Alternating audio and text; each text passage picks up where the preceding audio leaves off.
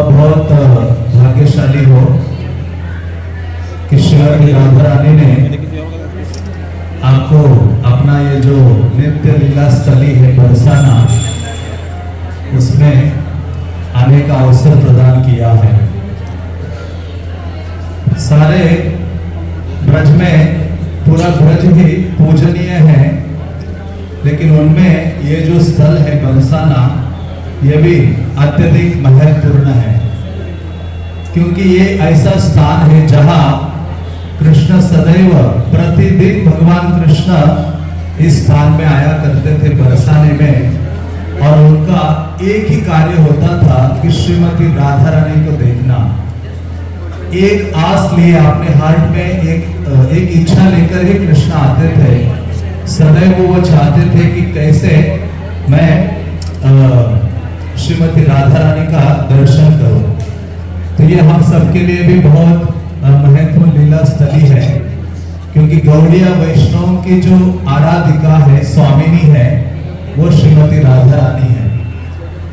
इसलिए श्रील भक्ति सिद्धांत सरस्वती ठाकुर कहा करते थे, कृष्ण की हम पूजा इसलिए नहीं करते कि वो परम भगवान है, कृष्णस्तु भगवान स्वयं है, बल्कि कृष्ण की आराधना इसलिए करते हैं क्योंकि हमारी जो आराध्य देवी है श्रीमती राधिका, उनकी वो आराध्य विग्रह है कृष्ण। इसी कारण से हम उनकी आराधना करते हैं। तो इसलिए दो दल है, एक है राधा रानी का दल है, भक्ति सिद्धांत महाराज कहा करते थे, और एक कृष्ण का पार्टी है। तो हम सब कृष्ण के पार्टी वाले नहीं हैं। हम कौन सी पार्टी है हमारी? राधा रानी की पार्टी के हम सब हैं। तो इस प्रकार से ये जो स्थल है हम सबके लिए अत्यधिक महत्वपूर्ण है। इसलिए जब हमारे कृष्ण महामंत्र का जप करते हैं तो उसमें हरे के ऊपर ज्यादा जोर लगाते हैं, और हमें जब जप करते तो हरे के ऊपर ज्यादा जोर लगाना चाहिए, क्योंकि प्रभुपाद कहा करते थे कि हरे कृष्ण महामंत्र का अर्थ यही है कि हम श्रीमती राधा रानी से प्रार्थना करते हैं कि आप हमें भगवान कृष्ण की सेवा प्रदान कीजिए। इसलिए यहाँ लोकल भाषा में कहा गया है, राधा रानी का अर्थ है जो कृष्ण के चरणों की हमें राह प्रदान करती है, उनको श्री राधा कहा गया है। इसलिए ब्रज में केवल एक ही रत्न है, ऐसे आचार्यगण कहा करते थे। वो कहते हैं ऐसा रत्न है जिसका चोरी करने के लिए कृष्ण नंद गांव से प्रतिदिन यहाँ बरसाना आया करते थे। वो कहते हैं ब्रज में रतन राधिका गोरी रे, हरलिनी वृषभानो भवनते नंद सुवन की चोरी रे। वो कहते हैं कि ब्रज में एक ही रत्न है श्रीमती राधिका, और उस रत्न के ऊपर किसकी आंख लगी हुई थी? हमेशा कृष्ण की आंख। और उस रत्न को चोरी करने के लिए कृष्ण सदैव इस स्थान में आया करते थे, और इसी कारण से कृष्ण को चोर अग्रगण्य कहा गया है।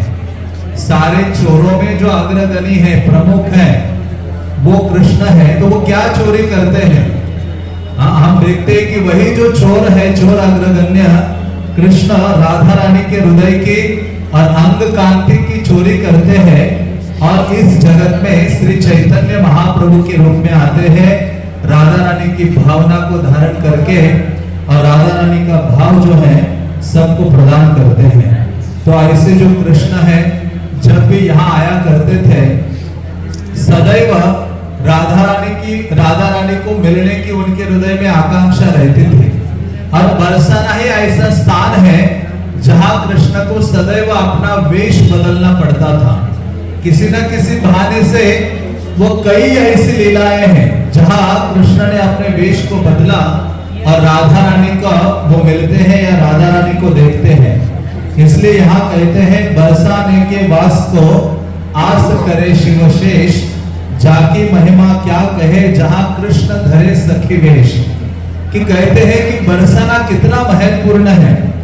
बरसाने को वास इच्छा करते हैं शिव जी, ब्रह्मा जी कहते हैं कि कब हमारा सौभाग्य उदित होगा, जब हमें बरसाने में वास करने का सुअवसर प्राप्त होगा।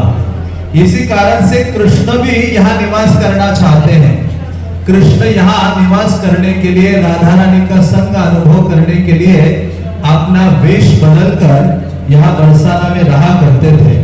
कभी कभी वो सखी का वेश धारण करते हैं, कभी कभी वो मोर का वेश धारण करते हैं और नित्य रूप से यहाँ निवास करते हैं। तो ऐसा ये जो स्थली है वृंदावनेश्वरी श्रीमती राधा रानी का है। तो इस स्थान को बरसाना कहा जाता है। बरसाना ये अपभ्रंश है। मूलतः इस स्थान का नाम था वृषभानुपुर। क्या नाम था? वृषभानुपुर, क्योंकि महाराज वृषभानु का ये निवास स्थली है नित्य रूप से। राधा रानी का प्राकट्य तो वहां हुआ था रावण में, लेकिन जब कृष्ण वहां गोकुल में निवास कर रहे थे महावन में, कई सारे असुरों ने जब आक्रमण किया, पूतना का वध करने के पश्चात सारे नंद उपनंद आदि ब्रजवासियों ने चर्चा की कि गोकुल अभी हमारे लिए रहने के लिए योग्य स्थान नहीं है। तो नंद महाराज वहां गोकुल में रहते थे कृष्ण के साथ, और उसी के नजदीक 2-3 किलोमीटर दूरी पर ही रावल है, जहां वृषभानु महाराज और राधा रानी का प्राकट्य उधर ही हुआ था। एक सुवर्ण कमल में राधा रानी उनको प्राप्त हुई थी, और राधा रानी का बाल्य बहुत छोटी उधर ही थे। और जब सारे ब्रजवासी गोकुल को छोड़ दिए, तो नंद महाराज नंदगांव में जाकर रहने लगे। तो नंद महाराज के प्रिय मित्र थे वृषभानु, महाराज वृषभानु, वो भी इस स्थान में आए और उन्होंने अपना स्थान बसाया। इसको उनके नाम से ही इसका नामकरण हुआ वृषभानुपुर। और इसलिए ये जो वृषभानुपुर है, यहाँ ये निवास करने लगे। तो ये जो बरसाना है, इसको रस स्थली कहा जाता है। मतलब सार कृष्ण को रसराज बोला गया है, रिजायर ऑफ ऑल द रसास। तो कृष्ण सारे रसों के आगार है, लेकिन आप कहेंगे कि कृष्ण रस कहां से प्राप्त करते हैं? सारे रसों को प्राप्त करते हैं कृष्ण श्रीमती राधा रानी के द्वारा। और राधा रानी से वो सारे रस प्राप्त करने के लिए उन दिनों कृष्ण यहाँ बरसाना में आया करते थे, क्योंकि सारे रसों का जो उगम स्थल है वो ये बरसाना है, या सारे रसों का जो आगार है वो बरसाना है। तो इसलिए ब्रज की महिमा है कि ब्रज में कृष्ण के नाम से अधिक किसके नामों का उच्चारण किया जाता है? श्रीमती राधा रानी के नाम का उच्चारण किया जाता है। जैसे मैंने कल कहा था कि आपको कृष्ण को एक फ्लावर ऑफर करना है, तो बेस्ट वे है कि वो जो फूल है आप श्रीमती राधा रानी के हाथ में दीजिए।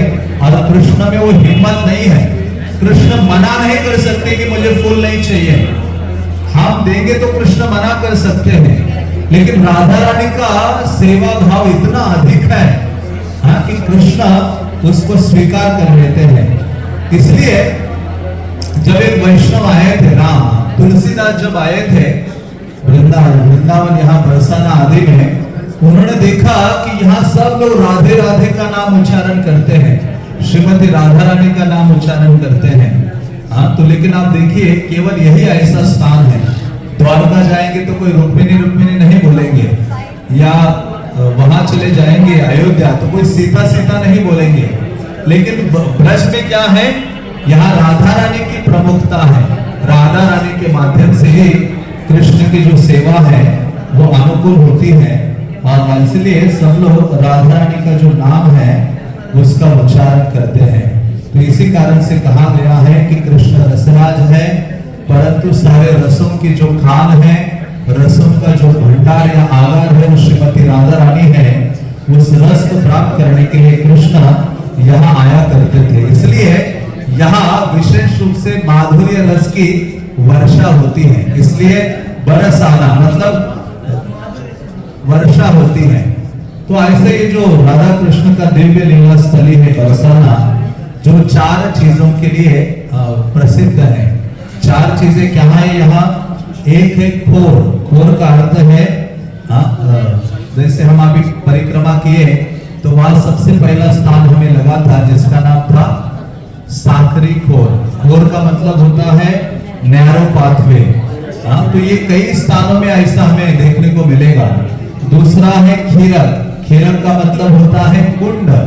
तो ये राधा रानी का ये जो स्थान है बीच में है, इसके चारों ओर अष्ट सखियों के 8 गांव हैं जो राधा रानी की प्रियतम सखियां हैं, और साथ ही साथ कई सारे कुंड हैं जहां राधा कृष्ण ने कई अपनी दिव्य लीलाएं की हैं। और तीसरी चीज है गिरी। गिरी का मतलब होता है माउंटेन। आप ये बरसाना पहाड़ों के लिए भी प्रसिद्ध है। और चौथा है गहवर। गहवर 2 अर्थ होते हैं। एक है गहवर मीन्स बहुत डेंस डार्क डीप फॉरेस्ट, ऐसा जो गहन जो वन है उसको गहवर कहते हैं। लेकिन श्रावण में यहाँ एक विशेष स्वीट मिलता है और उसका नाम क्या है? गहवर। गहवर गहवर स्वीट जो होता है, जो ब्रज में बहुत प्रसिद्ध है। इसलिए श्रीमती राधा रानी उस स्वीट को लेकर जाया करते थे। तो ऐसे बरसाना में ये 4 स्थल है और 3 प्रकार की लीलाएं बरसाना में होती है। एक है दान लीला, मान लीला और विलास लीला। भगवान दान देने की लीला करते हैं, राधा रानी मान प्रकट करती है, और राधा कृष्ण जो विलास लीला है, झूलन लीला आदि, वो बरसाना में प्रकट करते हैं। तो ऐसा ये जो बरसाना धाम है श्रीमती राधा रानी के चरण धूलि से सिक्त है। सब जगह राधा रानी की चरण धूलि यहाँ हमें प्राप्त होती है। और ऐसे राधा कृष्ण की चरण धूलि को प्राप्त करने के लिए ब्रह्मा जी यहाँ पहाड़ बने हुए हैं। बल्कि आज हम कहाँ चले हैं, हमारे संप्रदाय के जो मेन स्टार्टिंग आचार्य हैं ब्रह्मा जी, उनके सर पर चल के आए हैं हम।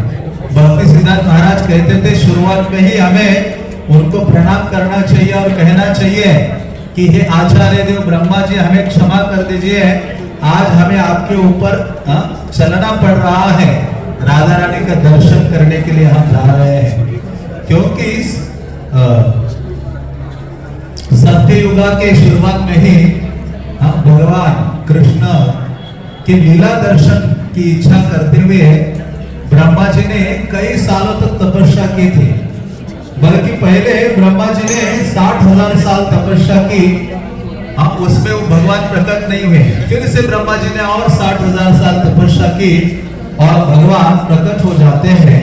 और वो कहते हैं ब्रह्मा जी कहते हैं कि हे प्रभु, मैं तो आपकी जो लीलाएं हैं ना, अपने आंखों से दर्शन करना चाहता हूं, और मैं एक पर्वत बनना चाहता हूं जिसके ऊपर आप राधा रानी के समय कई सारी लीलाएं कीजिए, ताकि आपकी चरण धूलि मुझे प्राप्त हो जाए।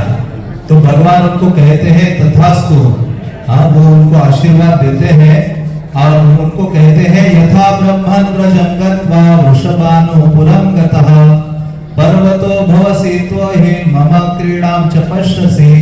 भगवान कहते हैं कि हे ब्रह्मा जी, आप जाओ वृषभानुपुर में और वहां जाकर एक पर्वत बनो, और जब तुम पर्वत बनोगे तो वहां मैं कई प्रकार की अपनी लीलाएं करूंगा।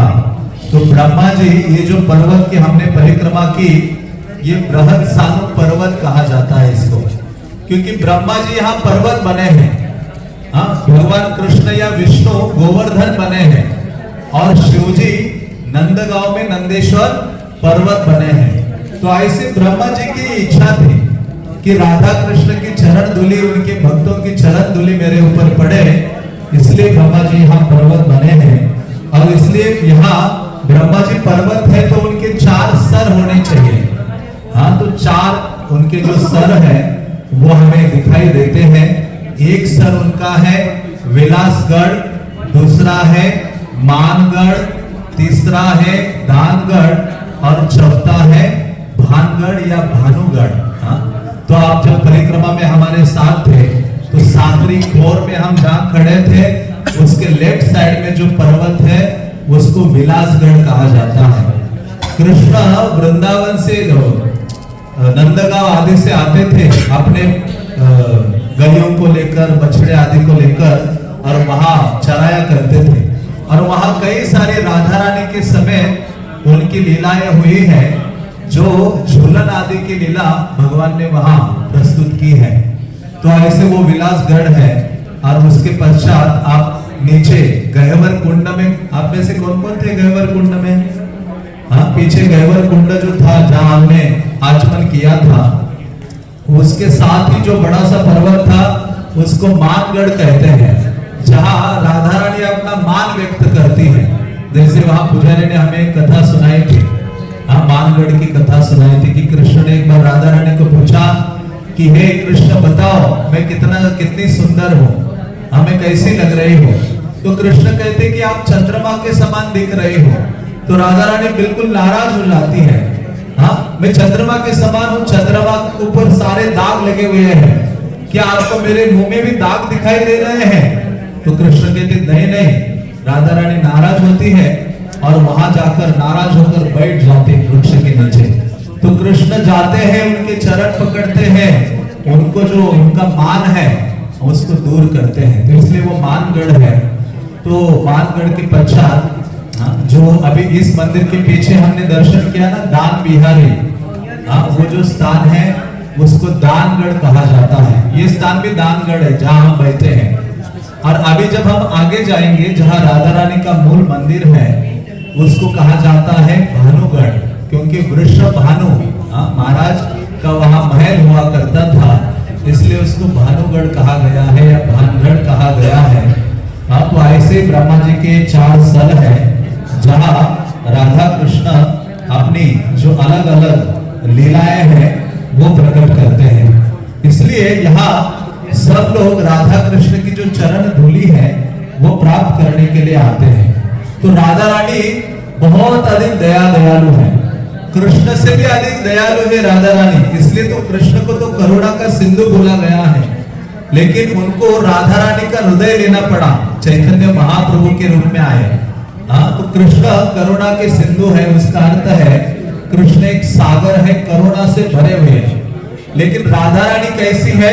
वही सागर में जब सुनामी आ जाती है और सारा पानी बाहर आ जाता है, सबको डुबा देता है, तो उसको श्रीमती राधा रानी या श्री चैतन्य महाप्रभु कहते हैं।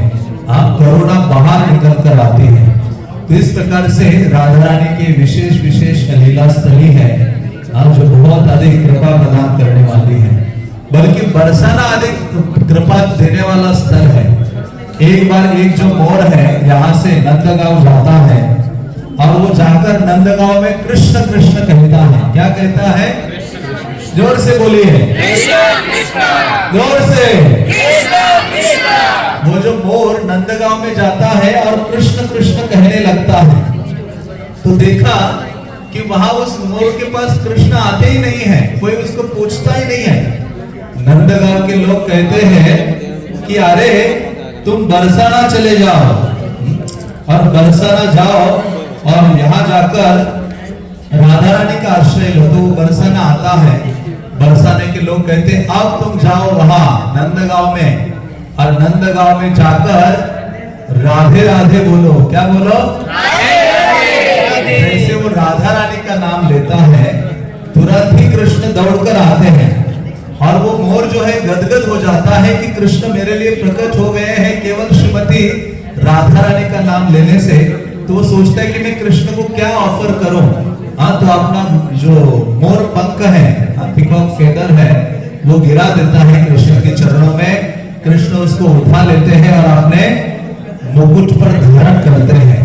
तो इस प्रकार से कहते हैं कि जो राधा रानी की कृपा एक साधारण मोर भी प्राप्त करने में सक्षम है, तो हम क्यों नहीं राधा रानी की कृपा प्राप्त कर सकते। तो श्रील प्रभुपाद कहा करते थे, ब्रज में सब लोग राधे राधे कहते हैं, तो हमें उनका अनुकरण नहीं करना चाहिए। राधा रानी का नाम साधारण नहीं है। शुक्रदेव गोस्वामी भी उसका उच्चारण नहीं करते थे। श्रील प्रभुपाद ने हमें विधि दी है कि जब हम आपस में मिलते हैं तो क्या बोले? हरे कृष्णा। तो श्रील प्रभुपाद जब वृंदावन में भी थे तो जो मॉर्निंग वॉक किया करते थे, तो अलग अलग लोग आते थे, ब्रजवासी अन्य लोग। प्रभुपाद को जब वो कहते थे राधे राधे, तो श्रील प्रभुपाद जी उनको हाथ जोड़कर कहते थे हरे कृष्णा। तो हमारी ये विधि है जो श्रील प्रभुपाद ने श्री चैतन्य महाप्रभु और हमारे परंपरा के जो आचार्य हैं उन्होंने हमें प्रदान की है। तो ऐसा ही जो बरसाना स्थान है ये मुक्त जीवों के लिए है, जो पूर्ण रूपेण भौतिक भोग आसक्ति आदि से मुक्त हो गए हैं उनके लिए वो स्थल है। क्योंकि यहाँ के जो निवासी है वो साधारण नहीं है, यहाँ के निवासियों में निरंतर उनके रोम रोम में राधा रानी का नाम निकलता है। जब इस्कॉन चौपाटी के डिवोटीज ने यहाँ कैंप लगाया था, आई कैंप, और एक ब्रजवासी बहुत बीमार था, वो जब था रात्रि को सो गया तो भी सोया हुआ है, लेकिन उसके मुख से राधे राधे राधा रानी का जो नाम है वो निकलता रहता था। तो जो भक्त लोग थे हमारे वो आश्चर्यचकित हो जाते हैं। तो यहाँ के जो वैष्णवगण है या ब्रजवासी हैं वो साधारण नहीं है। तो ऐसा ये श्रीमती राधा रानी का जो स्थल है या मंदिर हम दर्शन करने के लिए जाएंगे तो वहाँ राधा रानी भगवान कृष्ण के साथ विराजित है। क्योंकि यहाँ राधा कृष्ण के विग्रह थे नहीं, बहुत साल गोस्वामी के बाद ही नारायण भट्ट नाम के जो आचार्य हैं वो प्रकट हुए यहाँ नजदीक ही ऊंचा गांव में। वो गोपाल भट्ट गोस्वामी की परंपरा में आते हैं। उनको ये राधा रानी और कृष्ण के जो विग्रह है आगे जाकर हम देखेंगे वो प्राप्त हुए थे, और स्वयं वो विग्रह है जो लाडली लाल के नाम से जाने जाते हैं वहाँ, और सब लोग उनका अभी दर्शन करते हैं उस स्थान पर जाकर। तो ऐसे डेटीज है राधा रानी के, वो प्रकट हो जाते हैं। तो इस प्रकार से ये बरसाना स्थान है जो सारी कृपा का वर्षाव श्रीमती राधा रानी अपने भक्तों के ऊपर करती है। जो भी श्रद्धा और सेवा की भावना से यहाँ आता है उसके ऊपर श्रीमती राधा रानी अपनी कृपा करती है। बल्कि राधा रानी की कृपा दो यदि कार्य हम करते हैं तो बहुत शीघ्रता से होती है। एक कार्य है यदि कोई व्यक्ति स्वयं को वैष्णव की सेवा में लगाता है, और दूसरा है जो निरंतर भगवत नाम का उच्चारण करता है, ऐसे व्यक्ति पर श्रीमती राधा रानी की जो कृपा है शीघ्रता से होती है। ऐसे कई सारे उदाहरण यहाँ प्राप्त होते हैं। तो ये जो बरसाना परिक्रमा हमने की थी और उसमें जो पहला स्थान आया था उस स्थान का नाम था साकरी खोर। क्या नाम था? साकरी खोर। तो साकरी खोर वो स्थान था। वो स्थान बहुत विशेष है साकरी खोर, क्योंकि साकरी का जैसे मैंने वर्णन किया था, साकरी का मतलब है संकीर्ण या नैरो पाथवे, और खोर का मतलब होता है मार्ग। तो राधा रानी अपने सखियों के समय वहां से कई सारे दूध दही मक्खन आदि के मटके लेकर जाया करते थे, और कृष्ण प्रतिदिन वहां आकर उनके सारे मटकियां तोड़ते थे और उनसे टैक्स वसूला किया करते थे। सारा लूटपाट वहां मचाते थे। तो ऐसे जब करते थे तो राधा रानी और उनकी जो सखियां हैं वो बहुत दुखी हो जाते थे। तो उस समय जो राधा रानी और उन सखियों ने एक दिन एक विचार किया। उन्होंने क्या किया कि कल जब कृष्ण अपने सखाओं के समेत वहां आएंगे तो राधा रानी ने कहा हम सारी गोपिकाएं वहां आ जाए। तो हजारों की संख्या में जो गोपियां हैं उस स्थान में आती है। शास्त्र वर्णन करते हैं कि मानो इतनी गोपियां आए, करोड़ों गोपियां आती हैं, जैसे कि सब जगह से नदियां बह रही हैं। तो इतनी सारी गोपियां वहां आती हैं और प्रतिदिन की तरह कृष्ण दान मांगने लगते हैं गोपियों से। जब दूध दही मटके लेकर वहां से आ रही थी जो गोपिकाएं ललिता विशाखा राधा रानी के समय, तो एक दिन भगवान अपने सखाओं के समेत वहां खड़े थे, मधुमंगल आदि सब सखाओं के साथ। तो उस समय जब ये उनके सखागण वहां खड़े थे कि अभी कृष्ण इन गोपियों से हम सारा दूध दही मक्खन आदि चुराएंगे या लूटेंगे, तो उस समय अचानक ही सारी गोपियां छुपी हुई थी झाड़ियों में। ललिता विशाखा और राधा रानी ने कहा सारी सखियों आप आ जाइए शीघ्रता से। तो सारी सखियां हजारों की संख्या में ऐसे आ गई अचानक, और बीच में केवल थोड़े से कृष्ण और उनके सखा थे। इतनी सारी गोपियों को देखा तो कृष्ण और उनके सखा डर गए। ललिता विशाखा आदि इन्होंने कृष्ण को पकड़ा, उनके सखाओं को पकड़ा और उनको बहुत उनकी पिटाई नहीं की, बल्कि उनकी जितनी ये शिखाएं है ना, वो सारे पेड़ को ऐसे टांग भी दी और उनको अपने हाथों से पंच मारा सब जगह। और उन्होंने कहा फिर से ऐसा करोगे, हमसे दूध दही मक्खन आदि चुराते हो। उन्होंने कहा इन सबके जो लीडर है, मुख्य है, वो है कृष्ण। हाँ, इन्हीं के कारण ये सब आते हैं और हमें परेशान करते हैं। तो उस समय राधा रानी कहती है कि इनका सारा वेश कपड़े उतार दो और इनको सखी का वेश धारण करो। तो वहां सबके सामने कृष्ण को सखी का वेश धारण कराते हैं।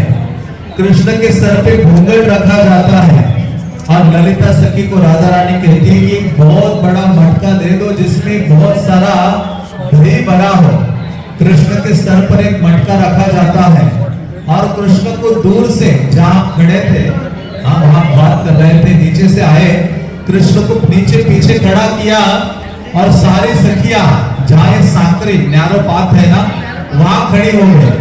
कृष्ण को कहा तुम अब गोपी के जैसे ठमक ठमक कर नाचते हुए आ जाओ वो लेकर।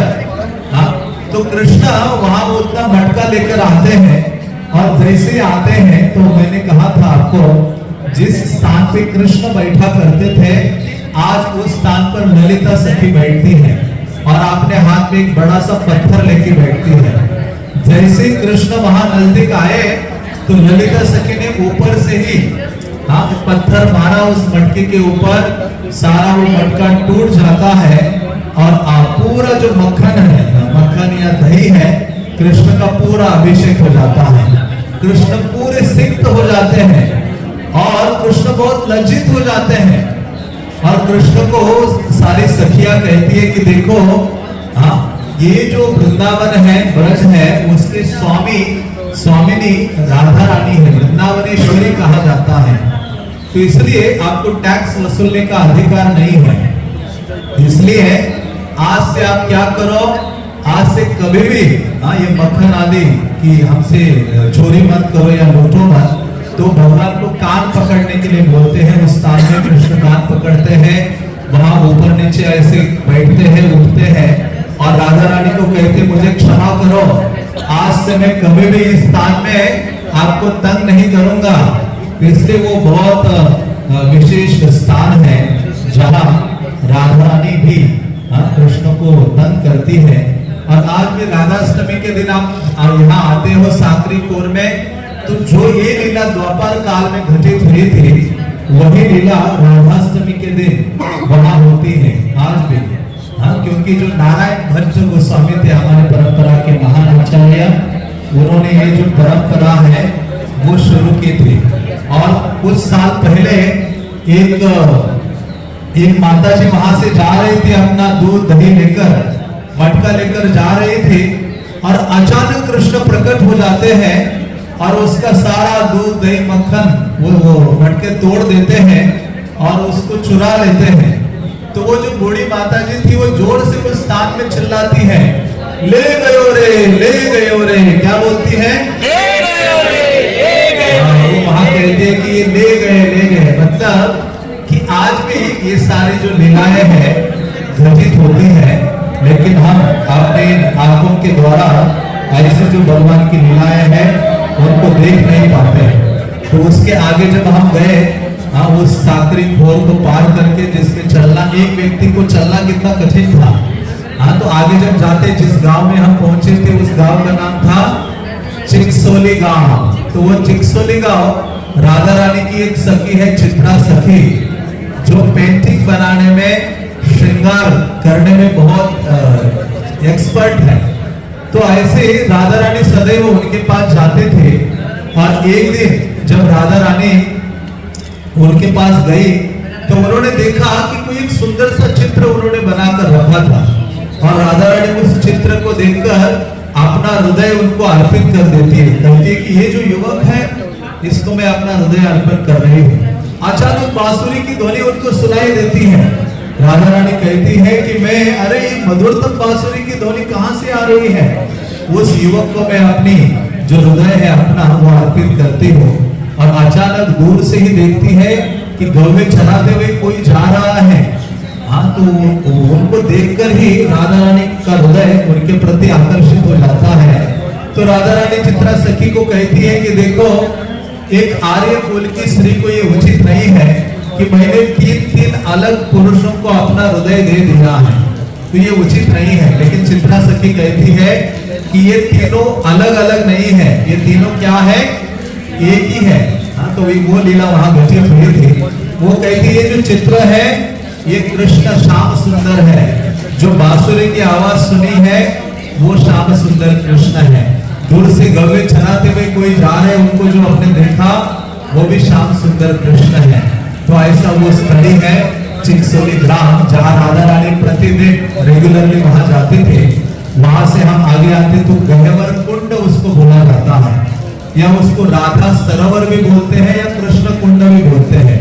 तो वो जो कुंड है, कई लोग कहते हैं कि स्वयं राधा रानी ने उसको निर्माण किया था, कई लोग कहते हैं कि कृष्ण ने अपने बांसुरी से वो कुंड प्रकट किया था। तो वो जो पूरा फॉरेस्ट है उन दिनों बहुत डार्क था, बहुत मतलब गहन था।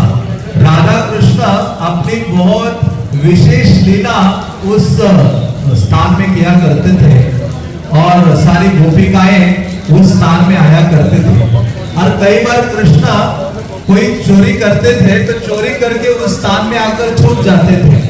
तो एक ऐसी लीला आती है कि पास से निकट खेत थे, कृष्ण वहां चने के खेत में से चना चोरी करके आ रहे थे।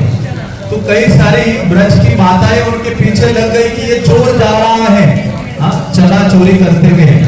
तो कृष्ण के पीछे दौड़ते दौड़ते वहां आए, और जब कृष्ण ने चुराए हुए जो चने थे हरे, वो ऐसे रखे, और वो जो ब्रज की माताएं वहां आती है और कृष्ण के सौंदर्य को जब देखती है तो वो भूल जाती है कि कृष्ण ने क्यों चुराया है, बल्कि खुद ही वो हरे चने खोल खोल कर कृष्ण को खिलाने लगती है। तो इस प्रकार से वो स्थल है गहवर वन या गहवर कुंड, और विशेष रूप से राधा कृष्ण की कई सारी जो रास लीलाएं हैं, रास क्रीड़ा वहां हुआ करते थे। और वो वही स्थली है जहाँ कृष्ण राधा रानी का श्रृंगार किया करते थे।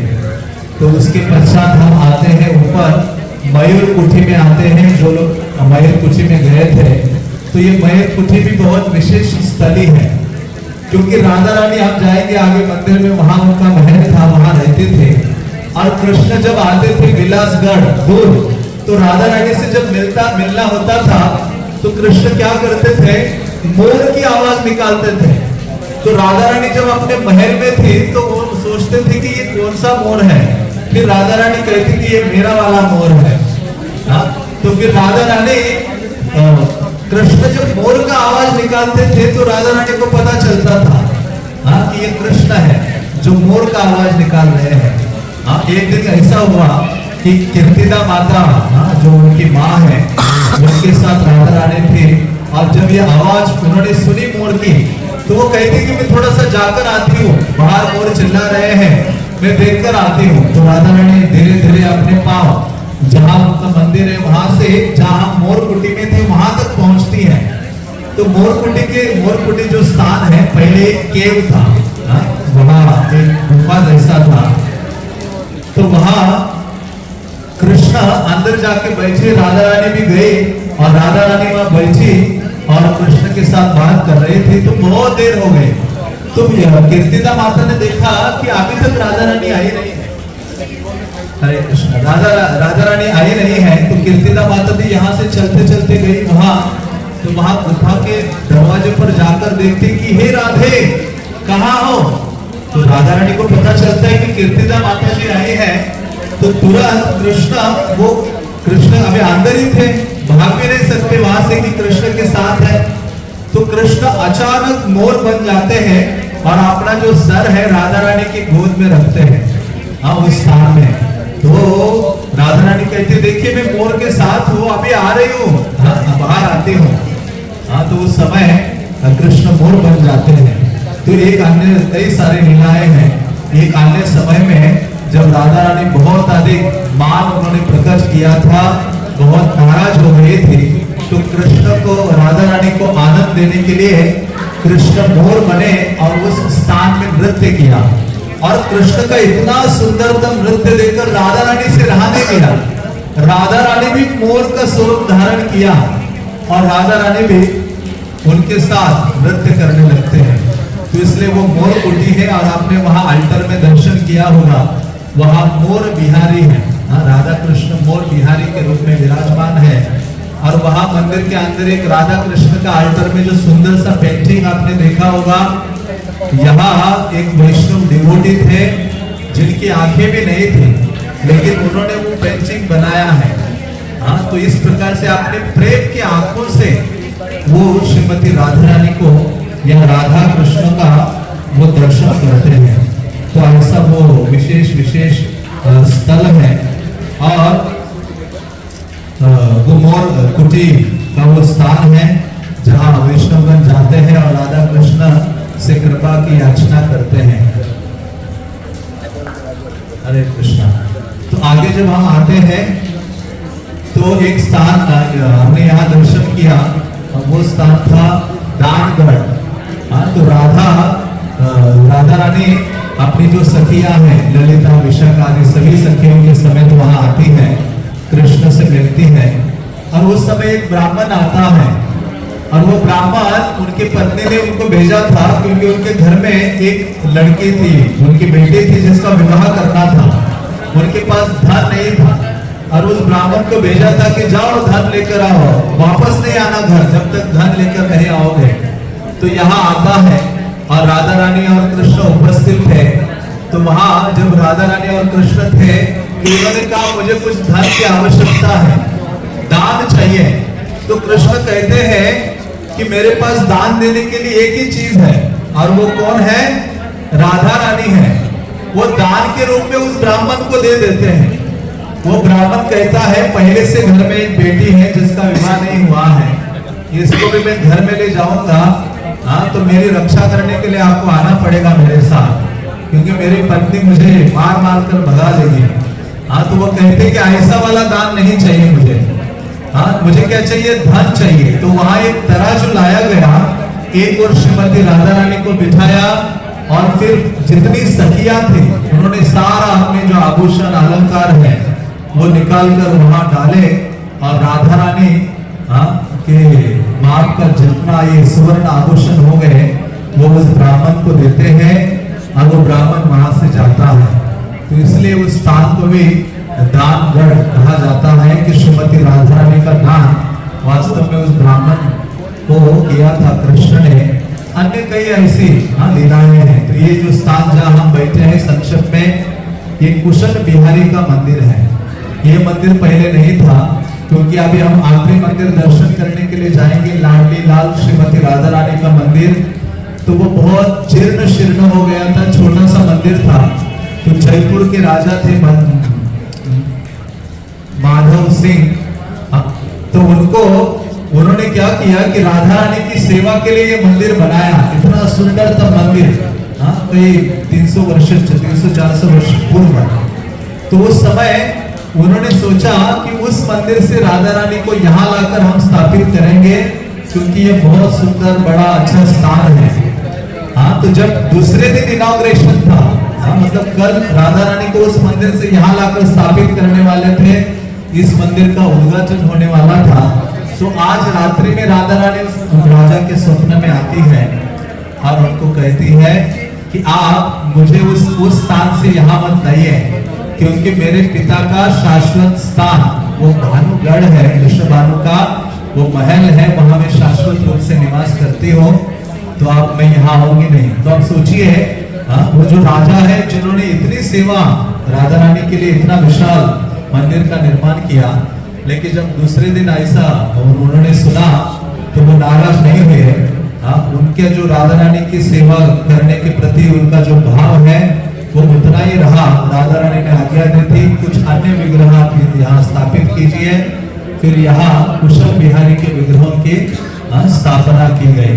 तो इस प्रकार से बरसाना धाम है जो राधा कृष्ण की दिव्य लीलाओं से भरा हुआ है और विशेष रूप से भक्तगण आते हैं और यहाँ राधा रानी की जो कृपा है उसकी याचना करते हैं। तो श्रील प्रभुपाद कहा करते थे, राधा रानी की कृपा हमें प्राप्त करनी है तो हमें क्या करना होगा, उनके नामों का उच्चारण करना होगा। और उनका नाम हमें प्रदान किया है, हरे कृष्णा कृष्णा कृष्णा हरे हरे, हरे राम राम राम हरे हरे। और हम सबके जीवन का यही उद्देश्य है कि श्रीमती राधा रानी की जो कृपा चरण है वो हमें प्राप्त हो जाए। श्रील प्रभुपाद के पिताजी यही इच्छा करते थे। जब प्रभुपाद जी छोटे थे तो उनकी माँ कहती थी कि इसको इंग्लैंड भेजकर बैरिस्टर बनाना है, लेकिन पिताजी कहते थे कि ये क्या बन जाना चाहिए, राधा रानी का भक्त बनना चाहिए। तो उनके पिताजी अपने घर कई साधुओं को बुलाते थे, उनको प्रसाद खिलाते थे और उन साधुओं को कहते थे, आप मेरे बेटे को आशीर्वाद दीजिए कि ये बड़ा होकर क्या बने, राधा रानी का भक्त बने। हाँ, तो श्रील प्रभुपाद के जो पिता थे, मानो राधा रानी की कृपा उनको अपने पिता से प्राप्त होती है। तो श्रील प्रभुपाद कई बार ये बोला करते थे। तो हमारे जीवन का भी यही ध्येय है, श्रीमती राधा रानी के चरणों की जो सेवा है वो प्राप्त करने की। वो प्राप्त होगी जब आप श्रील प्रभुपाद के आदेशों का पालन करेंगे, आध्यात्मिक गुरु की सेवा दृढ़ता के साथ करेंगे और हरे कृष्ण महामंत्र का गंभीरता से उच्चारण करेंगे। हरे कृष्णा कृष्णा कृष्णा हरे हरे, हरे राम राम राम हरे हरे। बरसाना धाम के श्रीमती राधा रानी के, श्रील प्रभुपाद के, निताय गौर प्रेमानंदे, अतुल कृष्ण प्रभु के।